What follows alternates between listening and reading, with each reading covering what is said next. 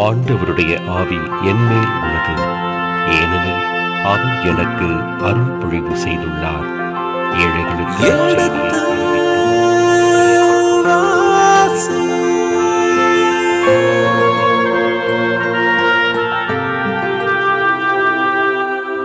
எடுத்து வாசி.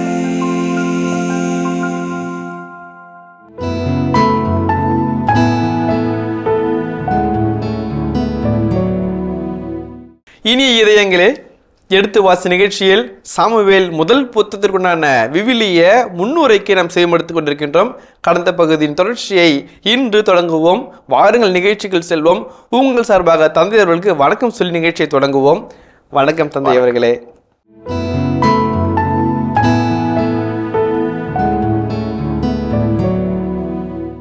தொண்ணூறுகளில் ஷியாம்லன் நைட் என்று சொல்லி ஒரு பாண்டிச்சேரிக்காரர் தான் ஹாலிவுட்டில் ஒரு படம் எடுக்கிறாரு. சிறந்த இளைய இயக்குனர் என்ற விருதையும் அவர் தட்டி சென்றார். அவருடைய படம் வந்து சிக்ஸ்த் சென்ஸ் என்று நினைக்கிறேன்.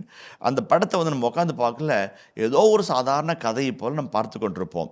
இந்த கதையினுடைய புதிர் எப்போது அவிழும் என்று சொல்லி ஒரு தவிப்பையும் ஒரு தேடல் நமக்குள்ள உருவாக்குவார். அந்த கதையினுடைய பயணம் போகும்போது அந்த கிளைமாக்ஸ் முடியும் போது கதையை திரும்பி நினைத்து பார்க்க வேண்டிய ஒரு கட்டாயத்தில் நம்ம தள்ளப்படுவோம். அப்படி திரும்பி பார்க்கும்போது முழு கதை மனக்குன்பாக ஒரு பிரமாண்டமான ஒரு தாக்கத்தை ஏற்படுத்தக்கூடிய வலிமையான ஒரு கதையை அவர் உருவாக்கியிருப்பார். அவர் கதை சொல்லும் திறனுக்காக அவருக்கு பரிசு கொடுத்தார்கள் என்பது நன்றாக நினைவுக்கு இருக்கிறது. அதே போல் இன்றைய பல இளைய இலக்குனர்கள் நல்ல கதை சொல்லும் திறன் கொண்டவர்களாக இருக்கிறார்கள். அந்த வகையில் பார்க்கும்போது இந்த 1 சாமுவேல் புத்தகங்களில் வருகின்ற கதை சொல்லும் திறனானது அந்த எபிரேய இலக்கிய வகைக்கு ஒரு தனி சிறப்பையும் மெருகையும் கூட்டுவதாக அமைந்திருக்கிறது. இந்த கருத்து வந்து 3 நிலைகள் நான் பிரித்து பார்க்குறேன். ஒன்று வந்து பிளாட்டு, இந்த கதை, இந்த ஸ்டோரி லைன் சொல்லுவாங்களே, அந்த ஸ்டோரி லைனை வந்து அழகாக சொல்லி அதை அப்படியே பக்கமாக விவரித்து போகிற தன்மை வந்து இந்த பகுதிகளில் தான் நம்ம பார்க்க முடியும். வேறு எங்கேயுமே அந்த மாதிரி பார்க்க முடியாது. இறைவாக்கு புத்தகங்களில் வந்து அந்த சொல்லாதிக்கம் நிறையா இருக்கும். அவங்க சொல்கிற வார்த்தைகளில் அப்படி கூறிய ஈட்டியாக சம்மட்டி நம்ம உள்ளத்தை உடைக்கும், நம்மளை சிதற வைக்கும், அதிர்ச்சிக்குள்ளாக்கும். இறைவாக்கு புத்தகங்களுடைய அனுபவத்தன்மை வேறு. இங்கே வந்து அப்படி மனசை வருடி கொடுக்கும், கன்னத்தில் பலார்னு அறையும், அழ வைக்கும், நம்மளை சிரிக்க வைக்கும். எல்லா நவரச உணர்வுகளை நமக்குள்ளாக ததும்ப தருகிற ஒரு அழகான இலக்கிய நடையை கொண்ட ஒரு பகுதி தான் வந்து இந்த 1 சாமுவேல் 2 சாமுவேல். அதை வந்து விலக்கி சொல்லும்போது நான் சொல்கிறேன். இந்த இடத்துல வந்து சும்மா ஒரு சின்ன கருத்துக்கு எடுப்போமே, இந்த ஹீரோ என்ட்ரி அப்படிம்பாங்க. ஒரு சினிமாவில் கூட இந்த ஹீரோ என்ட்ரி வந்து ரொம்ப முக்கியம். ஜேம்ஸ் பாண்ட் படத்தில் வந்து அந்த ஃபஸ்ட்டு சீனை மிஸ் பண்ணவே கூடாது. ஏன்னா மெகா சீனாக இருக்கும், மாஸ் என்ட்ரியாக இருக்கும். அது வந்து ஹீரோனுடைய என்ட்ரி. அதுக்கப்புறம் நிறைய தென்னிந்திய திரைப்படங்களும் வட இந்திய திரைப்படங்களும் இந்த ஹீரோ என்ட்ரி வந்து மிக முக்கியமாக்குறாங்க. இந்த 1-2 சாமுவேலில் ஹீரோ என்ட்ரியை வந்து அவர் கொடுக்குறார். அது சாமுவேலாக இருக்கட்டும், அல்லது வந்து சவுலாக இருக்கட்டும், அல்லது தாவீதாக இருக்கட்டும், அந்த ஹீரோ என்ட்ரியை வந்து ரொம்ப அழகாக நேர்த்தியாக உள்ளே கொண்டுருவார். மறக்கப்பட்ட மனிதனாக, ஆடு மேய்க்கும் சிறுவனாக தாவீதை காட்டுவார். ஆனால் இவன் தான் ஆடு மேய்க்கல்ல ஆழ பிறந்தவன் என்ற கருத்தை அந்த இடத்துல இடைசரலாக சொல்லி அந்த கதாபாத்திரத்தை அப்படியே அழகாக அந்த ஸ்டோரியில் பியூட்டிஃபுல்லாக கொண்டு போவார். மறக்கப்பட்ட புறநகர் பகுதியிலே ஆடு மேய்க்கிற பிள்ளையை வரும்போது ஒரு அழகான ஹீரோ என்ட்ரி கொடுப்பார். எப்படி வந்து அவன் பார்வைக்கு இனியவனாகவும் சிறுவனாகவும் சிவந்த மேனியானவனாக இருக்கிறான் அப்படின்னு சொல்லி இந்த வார்த்தை சொல்லுவார். வாசகனுடைய மனதுக்குள்ள சவுல் அவர் எப்படி அறிமுகப்படுத்துறது மனசுக்குள்ள வரும்.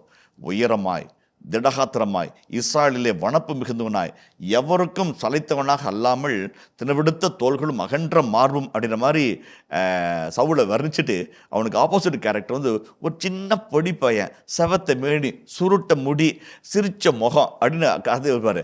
அடே இவன் தான் அவனை சாய்க்க போகிறவன்றத ரொம்ப அழகாக ஒரு ஹீரோ என்ட்ரி கொடுப்பார். அதே மாதிரி இந்த தாவீதுடைய கதாபாத்திரத்தை அவர் எவ்வளோ அழகாக இருக்கிறாருனாக்க கிட்டத்தட்ட ஒரு 3 ஹீரோ என்ட்ரி கொடுப்பார். இங்கே வந்து நம்மளுக்கு ஒரு ஹீரோ என்ட்ரி, சவுலுடைய அரண்மனைக்குள்ளாக ஒரு ஹீரோ என்ட்ரி கொடுப்பார், அப்புறம் பிலிஸ்தருடைய படகுகளுக்குள்ளாக ஒரு ஹீரோ என்ட்ரி கொடுப்பார். ரொம்ப அழகாக அந்த ஹீரோ என்ட்ரி வந்து ரொம்ப அழகாக இருக்கும். அந்த கதைகளில் வந்து அந்த வர்ணிப்புகளும் விவரிப்புகளும் அவ்வளோ பியூட்டிஃபுல்லாக இருக்கும்.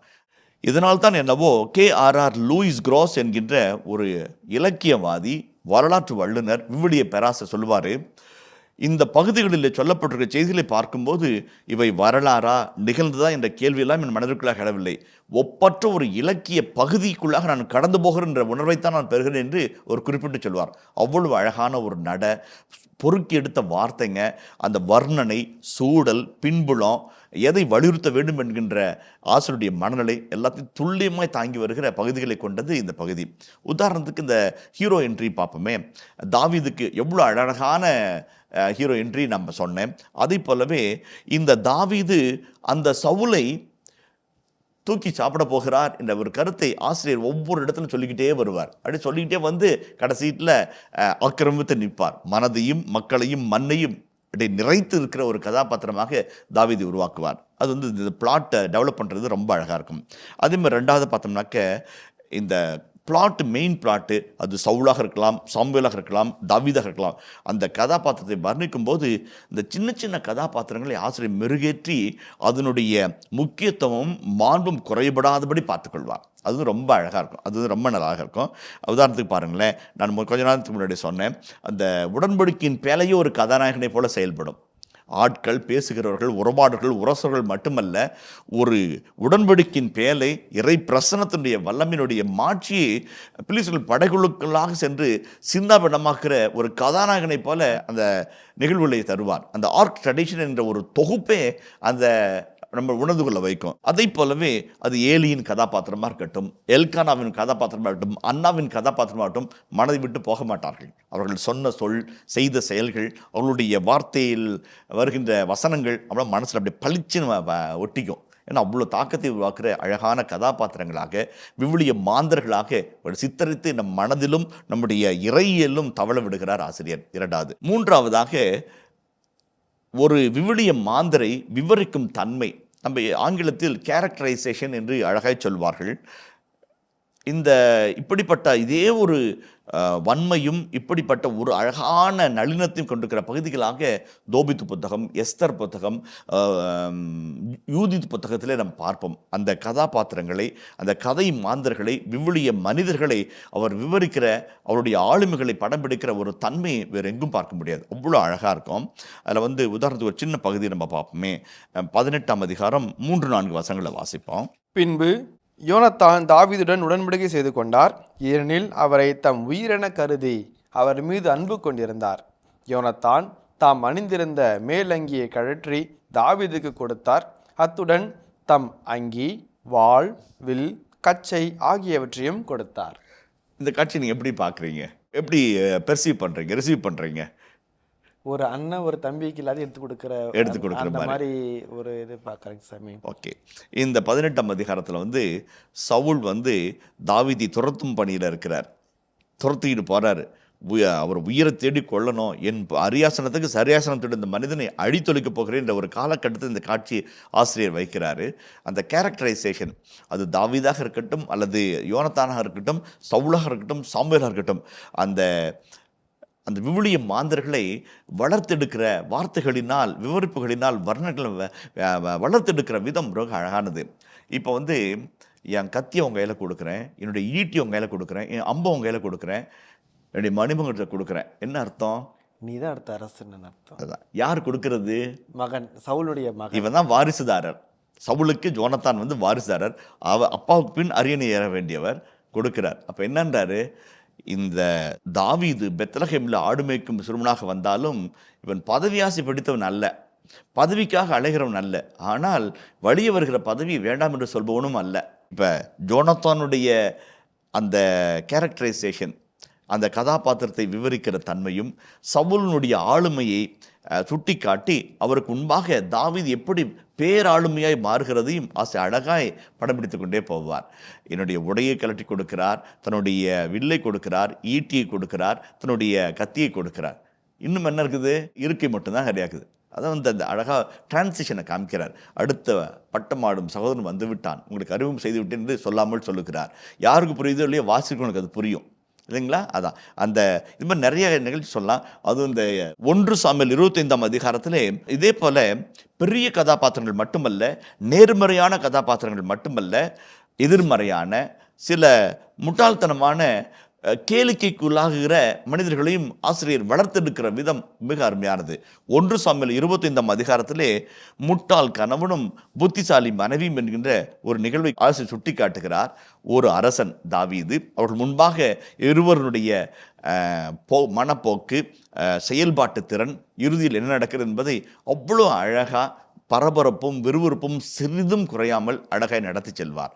இந்த அபிகாயல் பின் நாட்களிலே ஒரு அரசியாக மாறுகிறதையும் அந்த ஆசிரியர் படம் பிடித்து காட்டுவார்.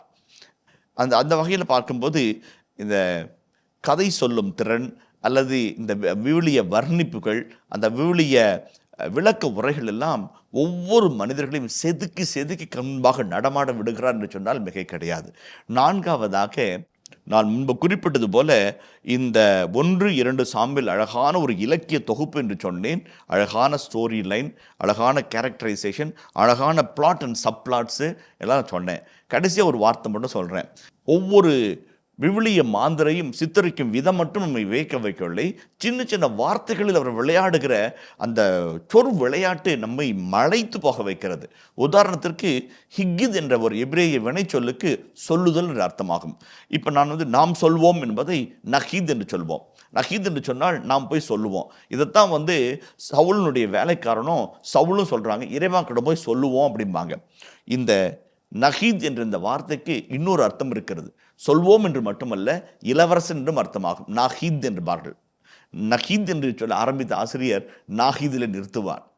சொல்வோம் என்று சொல்ல போனவர்கள் அரச பட்டம் தாங்கி வருவதை அந்த ஆசிரியர் அழகாக நிறைவு செய்வார். அந்த வார்த்தை விளையாட்டு ரொம்ப அழகாக இருக்கும். அதே மாதிரி முன்பு சொன்னது போல 1 சாமுவேல் 25 அதிகாரத்தில் நாபால் என்று ஒரு வார்த்தை வருகிறது. NBL, நாபால் என்ற வார்த்தைக்கு முட்டாள் என்ற அர்த்தமாகும், அரசபோகம் என்று அர்த்தமாகும். அரசபோகத்தை போல அவரை அந்த விவிலிய மாந்தரை விளக்கி சொல்லுகிற ஆசிரியர் எப்படிப்பட்ட மடையனாக இருக்கிறார், முட்டலாக இருப்பதையும் வெளிச்சம் போட்டு காட்டுவார். நாபால் என்ற வார்த்தைக்கு அழகான ஒரு விளக்கு முறையாக அந்த மனிதர் விவிலிய மாந்தர் இருப்பதை ஆசிரியர் அடிக்கோடிட்டு அந்த 25 அதிகாரத்தின் இறுதியிலே சுட்டி காட்டுவார். இப்படி சின்ன சின்ன வார்த்தை விளையாட்டு, சின்ன சின்ன சொல்லாடல்கள், பொறுக்கி எடுத்த அழகான வாக்கிய அமைப்புகள் எல்லாம் ரொம்ப அழகாக இருக்கும். விவிலியத்தினுடைய ஒவ்வொரு புத்தகத்திலும், ஏன் ஒவ்வொரு அதிகாரத்திலும் ஒரு இறையில் அடங்கியிருக்கும்.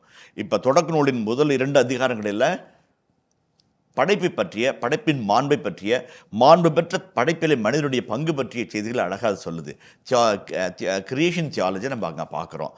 அதே மாதிரி 3ஆம் அதிகாரத்திலிருந்து ஒரு 11ஆம் அதிகாரம் வரைக்கும் நம்ம அந்த ப்ரீ ஹிஸ்ட்ரியில் கடவுளுடைய செயல்பாட்டு திறனை நம்ம அழகாக பார்க்கலாம். அதில் தொடர்ந்து 12ஆம் அதிகாரத்திலிருந்து 50ஆம் அதிகாரம் வரைக்கும் இருக்கிற பகுதிகளில் குடும்ப இறையில நம்ம பார்க்குறோம். இப்போ ஒரே பகுதிக்குள்ளே நிறைய இறைகள் அடங்கியிருக்குது. அதே மாதிரி பார்க்கும்போது 1 சாமுவேல் 2 சாமுவேல் இந்த புத்தகங்களில் அடங்கியிருக்கிற அடிப்படை இறையில் என்ன, இறையல் கருத்துக்கள் என்ன, கோட்பாடுகள் என்ன, அது எங்கெங்கெல்லாம் சொருகப்பட்டிருக்கிறது என்பதை ஒரு செய்தி நம்ம மேலே பார்த்துட்டோம்னாக்க அப்புறம் அந்த உள்ளீடை பார்க்கும்போது நம்ம சரியாக புரிஞ்சுக்குவோம். முதலாவதாக இந்த புத்தகங்களை வாசிக்கும்போது இதுதான்பா இறையல் என்று சொல்ல முடியாது. இந்த ஒற்றை கருத்தை உயிர் நாடியை வைத்து தான் இந்த புத்தகம் எழுதப்பட்டது என்று சொல்லி அடையாளம் காட்ட முடியாது. பல கருத்துக்களை உள்ளடக்கிய ஒரு அழகான பட்டு புடவையை போல நெய்யப்பட்டிருக்கிறது என்பதை தான் நம்ம கண்டுகொள்கிறோம். முதல் கருத்தாக ஒரு வரலாற்று இறையலை ஆசிரியர் நம் கண்முன்பாக விரித்து வைக்கிறார். வரலாற்றின் நாயகனாக இறைவனும் வரலாற்றின் இயக்கு சக்தியாகவும் அந்த வரலாற்றை ஆண்டு நடத்துகிற சக்தியாகவும் இறைவன் தன்னை வெளிப்படுத்துகிறார். இது வெளிப்பாட்டு இறையியலை நாம் பார்க்கிறோம். இந்த வெளிப்பாட்டு இறையியலில் யாருக்கெல்லாம் பங்குண்டு? நம்ம முன்னாடி சொன்னோம், வரலாறு என்பது வெற்றி பெற்றவர்களின் சாதனை பட்டியல் அப்படின்னு நம்ம பார்த்தோம். ஆனால் இந்த இறை வரலாறில் எல்லாருக்கும் இடம் உண்டு. ட்ரூ, சால் அப்படி ஒரு பெரிய பிக்சரை காமிக்கிறாரு. தாவீதுக்கு ஒரு மிகப்பெரிய ஸ்பேஸ் இருக்குது. ஆனால் அதே இடத்துல ஒரு அபிகாயலுக்கு, ஒரு நாபாலுக்கு, ஒரு குட்டி பையன் சாமுவேலுக்கு, அல்லது ஒரு அப்னேருக்கு, ஒரு ஜோவாபுக்கு இடம் உண்டு. அவர்களுடைய கதாபாத்திரம் மின்னி துளங்கும் வைர கற்களாக இடம்பெற்றிருக்கதை நம்ம மறந்துவிட முடியாது, மறுக்கவும் முடியாது. அப்போ இது வெற்றி பெற்ற வரலாறு மட்டுமல்ல, சாமானியர்களின் வரலாறாக இந்த வரலாற்றிலே உங்களையும் என்னையும் பார்க்கக்கூடிய ஒரு இயல்பு நிலையை ஆசிரியர் படம் பிடித்து காட்டுகிறார். மூன்றாவதாக இறைவன் வெளிப்படுத்தும் இறைவனாக நம்ம இதில் பார்க்கிறோம். வரலாற்றின் நாயகனாக வழிநடத்தும் இறைவனாகிறார். அதே போல இந்த வரலாற்றின் நாயகனான, வரலாற்றின் மையப்புள்ளியான இறைவன் தன்னை எளிய முறையில் மக்களோடு பேசுகிற, உறவாடுகிற, செய்திகளை சொல்லுகிற, திட்டங்களை வெளிப்படுத்துகிறவனாகவும் இருக்கிறார். உதாரணத்திற்கு அரசர் சவுலாக இருக்கட்டும், தாவீதாக இருக்கட்டும், யாராக இருந்தாலும் போருக்கு போகும் முன்போ, முக்கிய முடிவுகளை எடுக்கும் முன்போ சாமுவேல் முன்பாக அல்லது இறைவாக்கள் முன்பாக வந்து கருத்தை கேட்கிறார்கள். அவர்கள் என்னிடம் ஜெபித்து போகலாம், போக வேண்டாம், செய்யலாம், செய்ய வேண்டாம் என்ற செய்தி தருகிறார்கள். அப்போ இறைவன் இறைவாக்கள் வழியாக, இறை மனிதர்கள் வழியாக அரசர்களை வழிநடத்துகிறார்கள். இந்த இறைவாக்களும் அல்லது குருக்களும் எப்படி அந்த செய்தியை இறைவனிடம் பெற்றுக்கொண்டார்கள்? நிறைய வழி இருக்குது. நான் வந்து சொன்ன ஒரு இடத்துல குறிப்பிட்டேன், அந்த உடன்படிக்கையின் பேழை இருக்கிற அந்த இறை பிரசத்தின் முன்பாக இரவு வேளையிலே வந்து உறங்குவார்கள். உறங்கி கனவின் வழியாய், காட்சிகளின் வழியாக பேசுகிற இறைவனின் செய்திகளை பெற்று ஊருக்கு சென்று அறிவிப்பார்கள். அப்படிப்பட்ட ஒரு சூழலை தான் சின்ன பையன் தாவீது இறைப்பிரசத்தில் தூங்குறதை நம்ம பார்க்குறோம். அதை பற்றி விளக்கம் பிற்பாடு சொல்கிறேன். இறை செய்தி பெறாங்க. இந்த ஊரிம் தும்மிம் என்று 2 பொருட்கள் இருக்கிறது. குருத்துவ ஆடையிலே ஊரிம் தும்மிம் என்ற 2 பொருட்கள் இருக்கிறது. நம்ம ஊரில் தாயம் விளையாடுகிறதை போல அல்லது வந்து டைஸ், அந்த டைஸ்ன்னு சொல்லுவாங்க, அதை போல எஸ், நோ, நியூட்ரல் என்கின்ற 3 செய்திகளை தாங்கியிருக்கிற அந்த ஒரு கட்டைகளை உருட்டும் போது அதன்படியே இறைவன் பேசுவதாகவும் இறை செய்தி பகிர்ந்து கொடுப்பதாக இருக்கிறாங்க. அதையும் தவிர்த்து கனவுகள் வழியாய் பேசுகிறார், காட்சிகள் வழியாய் பேசுகிறார். எல்லாவற்றுக்கும் மேலாய் இந்த 1 சாமுவேல் 2 சாமுவேலே இறைவனின் வார்த்தையாக வருகிறது. முதல் முறையாய் ஆண்டுடைய வார்த்தை எனக்கு அருளப்பட்டது, ஆண்டுடைய வார்த்தை என்னிடம் வந்தது, இப்படி ஆண்டு சொல்கிறார் என்ற தவாரதனாய் த வேர்ட் ஆஃப் காட் வந்து ஒரு டாப் ப்ரையாரிட்டியாக வருது. அதுதான் வந்து ஆண்டவர் வந்து சாம்வேல்னு கூப்பிட்றாரு. சாம்வேல், ஆண்டவரே பேசும் அடியான்னு கேட்கிறேன். பேசுகிற இறைவனை இந்த புத்தகம் படம் பிரித்து காட்டுகிறது. ஏலி அந்த சின்ன பையன்கிட்ட கேட்பார், நீ சிறுவனாக இருக்கிறாய், ஆனால் ஆண்டவர் தன்னை வெளிப்படுத்தினார், ஒன்றையும் மறைக்காமல் எனக்கு சொல், ஆண்டவர் சொன்ன வார்த்தைகள் ஒன்றையும் மறைக்காமல் சொல் என்பார். அந்த பகுதியுடைய இறுதியில் ஒரு அழகான வசனம் வரும், சாமுவேல் சாகு மட்டும் அவருடைய வார்த்தை ஒன்றும் தலையில் விழாதபடி எல்லாம் நிறைவேறிட்டு என்று ஒரு வார்த்தை வரும். ரொம்ப அழகாக அந்த இறைவாக்கை பெற்றுத் தருகிற மனிதர்கள், அந்த இறைவாக்கு எந்த மனிதரை போய் சென்று சேர்கிறது, அழகான ஒரு வெளிப்பாட்டு இலக்கியத்தை, நயத்தை இந்த பகுதியை நமக்கு சுட்டி காட்டுகிறது. அதை போலவே 2 வகையான இறைவாக்கு மனிதர்களை இந்த பகுதி சுட்டி காட்டுகிறது. ஒன்று, சாமுவேல் ஆண்டவர் முன்பாக இறைச்செய்தியை பெற்றுக்கொள்கிறவராக இருக்கிறார். நாடெங்கும் அழைந்து தெரிந்து, அது பெத்லகேம் போகிறாரு, நம்ம இதுக்கு கில்போவா போகிறாரு, வெவ்வேறு இடத்துக்கு போகிறாரு, பயணம் செய்கிற ஒரு போதகராக, நடமாடுகிற இறைவாக்கினராக, அரசன் முன்னும் ஆண்டவன் முன்னும் அடியர்கள் முன்பு இருக்கிற ஒரு இறைவாக்கினை அங்கே பார்க்குறோம். இது முதல் கட்டம். அதே கொஞ்சம் தள்ளி பார்த்தோம்னாக்க நாத்தான் அரசவைக்குள்ளாக வந்து இறைச்செய்தி சொல்வார் 2 சாமுவேல் 12ஆம் அதிகாரத்தில். அப்போ நாடு தழுவிய மக்கள் சார்ந்த இறைவாக்கினர்கள், அரசவை இறைவாக்கினர்கள், court prophets and nomadic prophets, அந்த 2 பகுதி இந்த பகுதி சுட்டி காட்டுது.